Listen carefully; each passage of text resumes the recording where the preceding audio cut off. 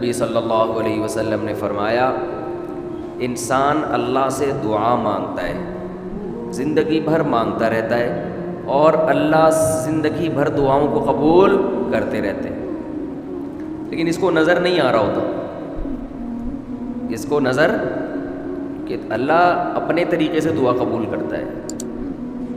اگر اللہ ایسے دعا قبول کرے نا، آپ نے ادھر کہا اے اللہ میری تنخواہ ڈبل کر دے،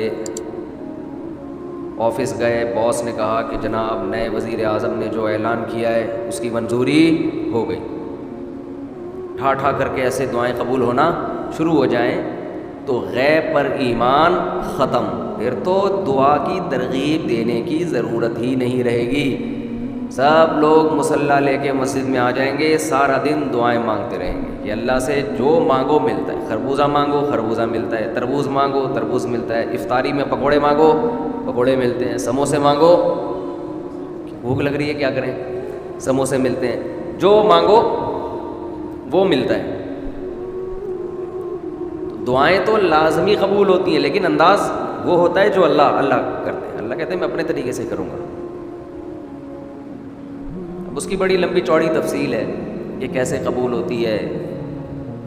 بعض دفعہ جو چیز مانگ رہے ہیں اللہ وہی دے دیتا ہے آپ کو، بعض دفعہ اس کا متبادل دے دیتا ہے، آلٹرنیٹ دے دیتا ہے، بعض دفعہ نہ آلٹرنیٹ دیتا ہے نہ وہ چیز دیتا ہے، کوئی مصیبت آنے والی ہوتی ہے، اس دعا کی برکت سے اس مصیبت کو ٹال دیتا ہے۔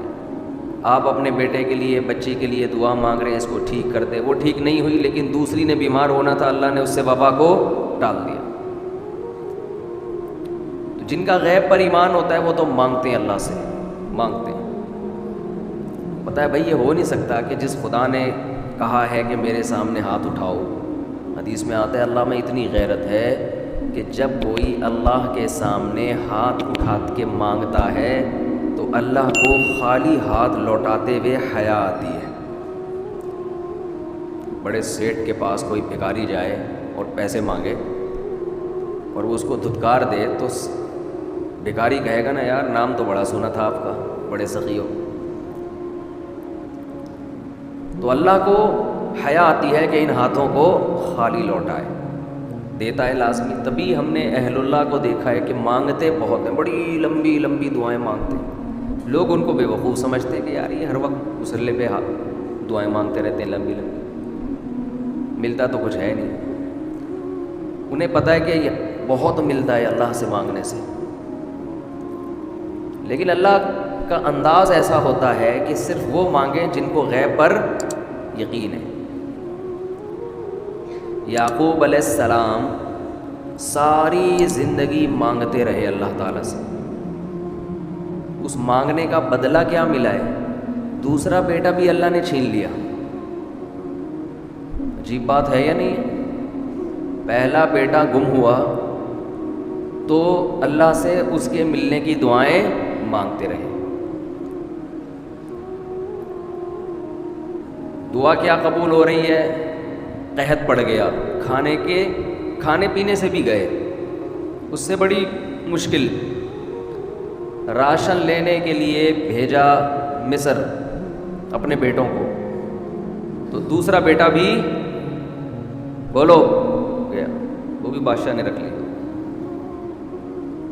روتے روتے آنکھوں کی بینائی چلی گئی۔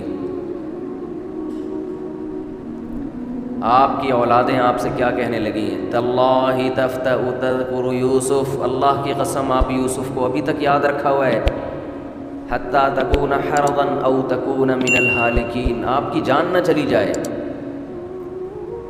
تو زبان سے یہ نہیں کہا کہ میں اللہ سے مانگ مانگ کے تھک گیا ہوں لیکن اللہ دینے کے لیے تیار نہیں ہے، میرا تو دوسرا بیٹا بھی گیا۔ جب دوسرا بیٹا بھی گیا ہے نا، اس وقت یہ الفاظ کہیں کہ آنکھوں کی بینائی چلی گئی، گھر والے کہنے لگے کیا آپ کو ابھی تک یاد ہے؟ کچھ چیزیں غیر اختیاری ہوتی ہیں، اپنے اختیار سے غم کو سوچنا یہ شریعت میں جائز نہیں ہے، لیکن کچھ چیزیں انسان کے اختیار میں نہیں ہوتی۔ وہ غم جو آپ کے اختیار میں نہیں ہے اس پہ آپ کو گناہ نہیں ملتا بلکہ صبر پہ ثواب ملتا ہے۔ شریعت میں حکم یہ ہے کہ غم کو بھول جاؤ، اس کو ایک ہی چیز کو لے کے مت بیٹھے رہو۔ لیکن حضرت یعقوب علیہ السلام کو اپنے بیٹے سے اتنی محبت ظاہر ہے اس بیٹے میں بہت ساری خصوصیات تھیں، وہ جانتے تھے کہ اللہ ان کو پیغمبر بنائے گا، کہ اتنے عرصے کے بعد بھی آپ کے دل سے غم نہیں نکلا، لیکن اس غم کو لے کر زندگی گزار دی، کسی کے سامنے اللہ کی شکایت نہیں کی کہ میرے ساتھ کیا ہو رہا ہے۔ اور دعا قبول کیسے ہو رہی ہے کہ دوسرا بیٹا بھی گیا، بیٹوں نے آ کے بتایا کہ آپ کے بیٹے نے چوری کی تھی جس کی وجہ سے بادشاہ نے اس کو رکھ لیا۔ قال بل سولت لکم انفسکم امرا، باپ نے کہا تم نے جیسے پہلے ایک کہانی گڑھی تھی دوبارہ سے ایک کہانی گڑھ لی ہے۔ حالانکہ اس دفعہ بیٹے سچ بول رہے تھے، چوری تو نہیں کی تھی لیکن الزام لگا تھا چوری کا۔ تو یعقوب علیہ السلام نے دوسرے بیٹے کے جانے پہ ایک لفظ ناشکری کا زبان سے نہیں نکالا، بلکہ کیا کہا، انما اشکو بثی وحزنی الی اللہ واعلم من اللہ ما لا تعلمون، میں اپنا غم تمہارے سامنے بیان نہیں کرتا، صرف اللہ کے سامنے بیان کرتا ہوں، اور اللہ کے بارے میں وہ کچھ جانتا ہوں جو تم نہیں جانتے۔ کیا مطلب؟ وہ مجھے تسلی دے رہے، اس میں خیر ہوگی، ہمارا کام ہے مانگنا، ہم بھکاری ہیں، یہ تو ملحد اور خدا کے منکر لوگ ہیں جو مسلمانوں کا مذاق اڑاتے ہیں کہ یہ دعائیں مانگتے ہیں اور ان کو ملتا کچھ نہیں ہے۔ وہ بھائی ہمیں اس سے غرض ہی نہیں ہے کہ رب کیسے دے رہا ہے، ہمیں اس نے پابند بنا دیا مانگو، تو ہمیں اہل اللہ کو تو مزہ اس سے آتا ہے کہ اس نے ہمیں بول دیا مانگو، وہ اتنا بھی دے، مانگنا ہی ہمارے لیے سب کچھ ہے۔ تو میں جو بات عرض کر رہا تھا وہ یہ تھی کہ یعقوب علیہ السلام مانگتے رہے، پھر دوسرا بیٹا بھی چھن گیا، کوئی لفظ مایوسی کا زبان سے نہیں نکالا۔ تو حدیث میں آتا ہے کہ ایک بندہ مسلسل دعا مانگتا ہے اور اللہ قبول کرتا ہی رہتا ہے، یہاں تک کہ یہ بندہ ایک دن زبان سے ایک لفظ نکالتا ہے، کیونکہ اس کو قبول ہوتے ہوئے نظر نہیں آ رہی ہوتی نا دعا، یہ زبان سے کیا لفظ نکالتا ہے کہ میں دعا مانگتا ہوں مگر اللہ قبول بولو نہیں کرتا۔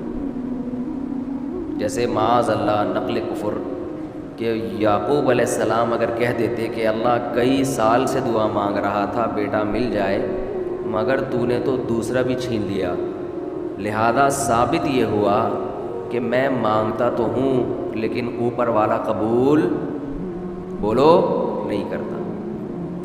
اگر یہ لفظ زبان سے نکالتے ہیں جیسے کہ آج کل لوگ نکالتے ہیں زبان سے،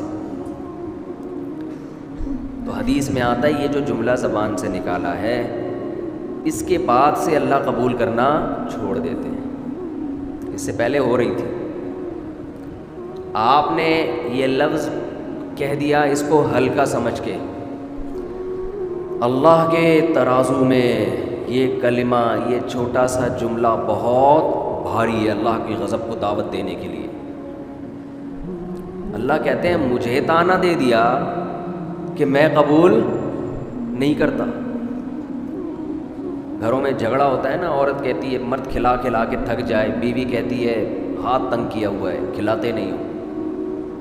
بعض دفعہ آدمی کو غصہ آتا ہے کہ اب میں ہاتھ اپنا تنگ کر کے دکھاؤں گا، اب انڈے نہیں لے کر آؤں۔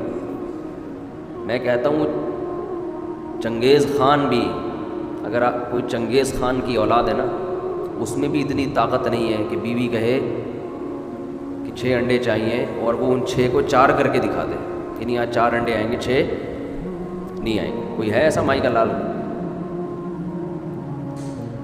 کوئی ایسا مائی کا لال پیدا نہیں ہوا۔ تو استنبول کیسے فتح کرو گے؟ صحیح، استنبول کیسے فتح کرو. سلطان محمد فاتح نے استنبول فتح کیا تھا نا. ایک بڑے بزرگ نے بڑی اچھی بات کہی کہ فرعون نے ہزاروں بچوں کو قتل کیا اور بنی اسرائیل کے نا، لیکن موسیٰ علیہ السلام جب صندوق سے نکلے فرعون نے ارادہ کیا اس کو بھی قتل کروں.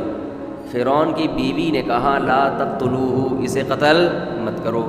فرعون نے کہا اچھا. فرعون نے کیا کہا؟ ٹھیک، it is okay, no problem. سمجھتے ہو؟